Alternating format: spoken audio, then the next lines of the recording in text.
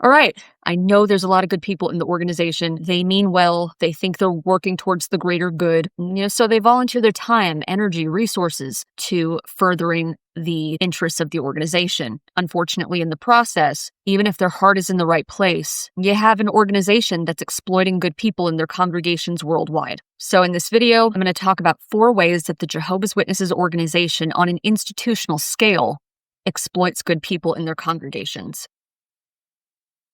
So obviously there's nothing wrong with volunteering towards a cause that you're really passionate about, helping those who are less fortunate. But what we think of as like normal charities, helping the homeless, a soup kitchen, some sort of outreach programs to help people in the community or your own. That's not exactly what's happening in the Jehovah's Witnesses. It's not entirely accurate when Jehovah's Witnesses describe themselves as engaging in, quote, volunteer work. Okay, like, is anyone holding a physical gun to their head? No. But if you were born into the organization, which 99.99999% are, you are required. This is not volunteering. You are required to knock on doors, stand at carts, push their product. The only people I would say are true volunteers in the truest sense of the word is like someone who just like discovered Jehovah's Witnesses and signed up for that. In the truest sense of the word, okay, you signed up for it. You're actually a volunteer. But again, tying back to the organization, like on an institutional scale, the organization largely exploits their parishioners by A, forcing them to preach. Because you have to understand, if you don't preach, they come looking for you.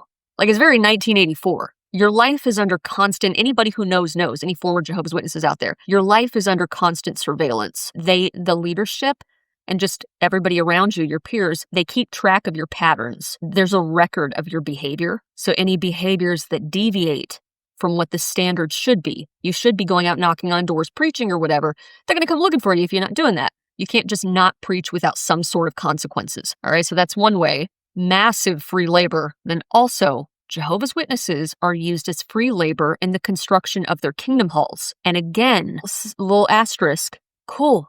If you truly want to do this out of the goodness of your heart, there's nothing wrong with that.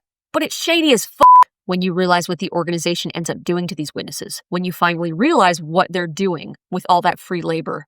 For instance, prior to 2014, congregations owned their own kingdom halls. They would typically borrow the money from Watchtower, from the organization to build it and pay it off. But once it was paid off, it belonged to the congregation legally. That changed in 2014. At that point, the organization owned all the kingdom halls, not the congregation whose backs it was built off of.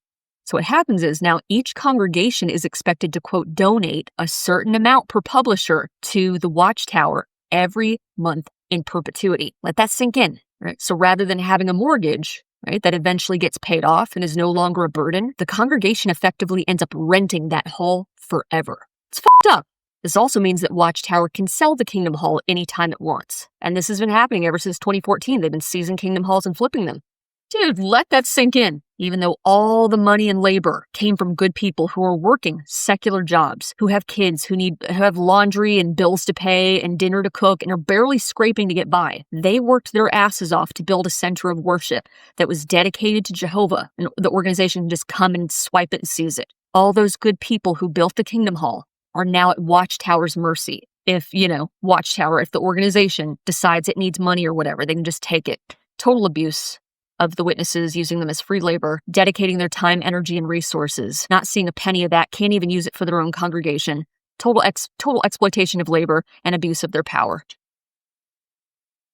All right, so when it comes to surplus funds, it used to be that the congregation kept its own money for things like repairs, renovations, whatever. Now the congregation is only allowed to keep a few months' worth of expenses, and that's it. All right, again, if a congregation needs money or needs help, some major renovation or project, they got to contact the mothership. They got to contact the organization. And again, they're at Watchtower's mercy. If they think it's something they want to pay for, the local congregation would have to wait until they get the money or supplies from the organization. All extra money beyond the few months' expenses has to be transferred to Watchtower. And same with any donations, just random donations. A nice sister wants to give who doesn't have much. You think of the widow with a few coins, some 9-year-olds pocket change. They do that to kids, man. They manipulate kids into giving to the contribution box. Their parents are like, well, wouldn't that be nice if you gave that money to support the worldwide preaching work? Jehovah would be so proud of you. Again, just like chump change that frankly some witnesses can't afford to be giving away. That's what blows my mind. They used to criticize the churches of Christendom for fleecing the flock. The economic tide turns, people are struggling. Witnesses are just told to devote more time to the organization instead of doing something that's going to better their situation. It's about the group. People should be taking care of their families, living expenses, groceries, bills. And they're being pressured now to constantly give what little they have. So any of those donations that, cross the threshold of a few months' expenses sent to headquarters instead of pocketing that money locally and benefiting your local congregation.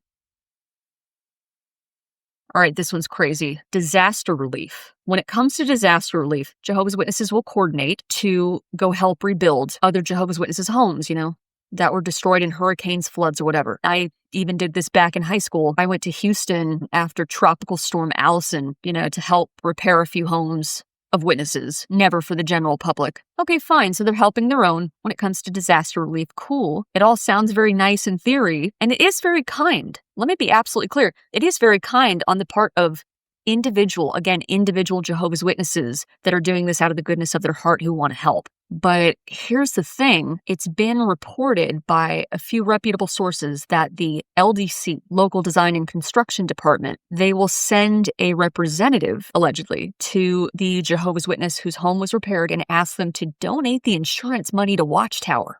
Keep in mind that insurance pays full cost, including labor, for the repairs, but the labor was free. Watchtower paid for the materials, but not the labor, so they can pocket the difference. So again, allegedly, there's apparently, based on a few reputable sources, potential insurance fraud going on. And to be fair, another asterisk, the Jehovah's Witness isn't obligated to donate the insurance money, but what witness in that position, who is, you guys know what I'm talking about, former witnesses know what I'm talking about, who is pressured and coerced and conditioned over the years, and so many other areas, who's going to say no to that? Who's going to dare to say no? I wouldn't be surprised in the least. Got to consider the context of what they're up against. And finally, not finally, there's always something. With Watchtower, there's always going to be new and inventive ways to screw over good witnesses. But anyways, the organization doesn't teach that you go to heaven when you die, except for very select number, different topic, different video. I've talked about this before. But they teach the resurrection hope, right? Your dead loved ones are going to be resurrected to a utopia. They believe in paradise on earth. This cannot be overstated. This is super powerful. This is really insidious. You're tapping into someone's emotional center. When I talk about PMOs, people who are physically in the organization but mentally they've checked out, the main motivating factor behind a PMO staying in, when they don't actually believe is, they don't want to be shunned by their family. But I would say a close second is a lot of people are staying because, if they might disagree with a lot of things about the organization and the leadership, but damn, the resurrection hope, that's a tough one. And shit, I don't know what all is out there. I'm not here to take that hope away from anybody. What I'm saying is the organization uses it as recruitment bait, that dangling carrot, that if you ever leave the organization, you're going to miss out on that blessing. You might miss out on the privilege of getting to see your dead loved one again. That's really sick. And this is also evident in their preaching methods. I know right before I left, in the years leading up to my departure, this was probably around 2010-ish, they were really starting to push cemetery witnessing. Yes, canvassing your local cemetery, graveyard witnessing. Can you imagine just walking up to someone who's bawling their eyes out, grieving, and trying to hand them a magazine or a brochure? I never personally did this, but I know that they were starting to suggest doing that. And again, there's a lot of well-meaning witnesses who are trying to expand their ministry and really truly try to make a difference because they don't feel like they're making a difference at people's doors, knocking on doors for hours and not meeting anybody, or maybe nobody talks to them at the bus stop, but they're thinking, well, how can I do the most good? Where can I go where I'll be effective? So it's not their fault if they're given this option. And I know I'm not the only one who was like, I don't know about that. And this also goes for obituary witnessing. They got themselves into hot water with this one. Scouring obituaries. And the stranger is like, who the hell are you? Why are you contacting me about my dead grandma? I'm grieving my dead grandma and you're preaching to me? Like you sent me a letter? What the hell? But again, witnesses are just doing what they're told and then trains them to do the same to others by taking advantage of people who are in an emotionally vulnerable state and possibly more susceptible to their influence and indoctrination. So there you go. Like I said, I probably missed something along the way. You can leave a comment if you want. And I don't think that these people, these witnesses, should feel bad or regret the good that they've done. Because I know that they have, I'm sure a lot of them are working out of good intentions, are actually trying to help people. And this is just the organization that they're operating in. I said a lot of witnesses are good people, but the organization just doesn't care about them. They may look after each other on a microscopic scale. Locally, they might look after each other, but at the top, the leaders do not care about them.